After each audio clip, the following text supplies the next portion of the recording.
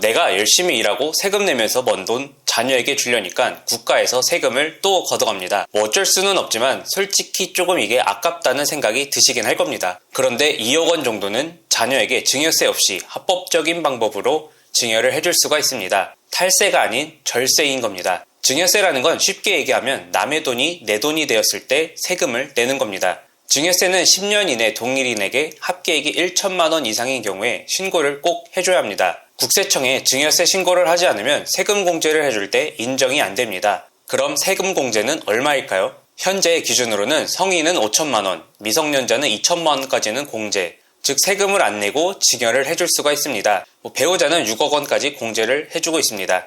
그런데 이 공제해주는 금액을 세금 신고를 해줘야 국가에서 인정을 해준다는 겁니다.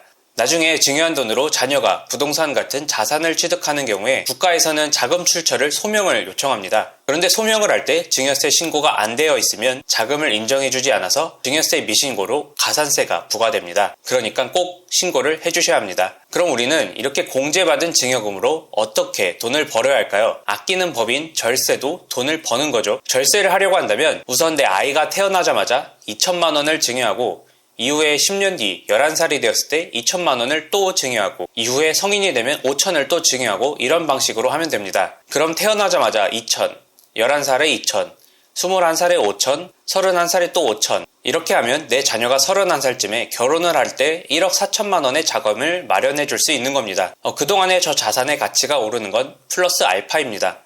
단순하게 적금만 들었다고 했을 때도 1억 4천만 원에 대략 6,100만 원의 이자를 추가로 더 버는 거죠. 그럼 단순히 증여해서 적금만으로도 약 2억 원 정도를 자녀가 31살이 되었을 때 가지게 되는 겁니다. 자녀에게 증여한 금액을 S&P 500 기준으로 미국 지수 ETF에 투자를 했다면 과거 S&P 500의 연평균 수익률이 약 6.44%라고 합니다. 그렇다면 단순하게 계산을 한다고 치면 약 3억 4천만 원을 자녀가 31살에 가질 수 있겠네요.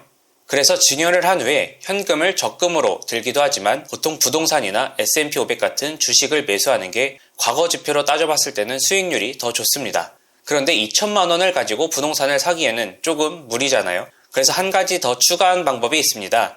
바로 자녀에게 차용증을 쓰고 2억 원을 10년간 무이자로 돈을 빌려줄 수가 있습니다. 이건 소유권이 넘어가는 증여에 대한 이야기는 아니니까 다음 영상으로 한번 보여드릴게요. 근데 자녀에게 증여를 할 때 혹시 친가나 외가, 할아버지, 할머니가 2천만 원씩 그리고 부모가 각각 2천만 원씩 총 6명에서 내 자녀에게 증여를 하면 1억 2천만 원이 공제가 되지 않을까요? 라고 하시면서 의문이 생기실 수가 있습니다. 법적으로는 동일인으로부터 증여받은 경우에 있어 조부, 조모를 포함하여 계산함이라고 되어 있습니다. 여기서 동일인은 직계존속의 배우자 포함으로 부모, 할아버지와 할머니를 다 포함하는 겁니다. 그러니까 쉽게 얘기하자면 가족들끼리는 10년에 한 번만 2천만 원을 증여해 줄 수 있다고 생각하시면 편할 것 같습니다. 이번엔 자녀에게 증여세 없이 자산을 물려주는 과정을 한번 말씀드려봤습니다. 아무리 사실 돈을 벌고 싶어도 불법은 절대 안 됩니다. 우리는 절세를 해야 하는 겁니다. 구독과 좋아요 눌러주시면 이렇게 합법적으로 돈 벌고 투자하면서 자산을 쌓아가는 과정 계속 저도 열심히 알려드리겠습니다. 감사합니다.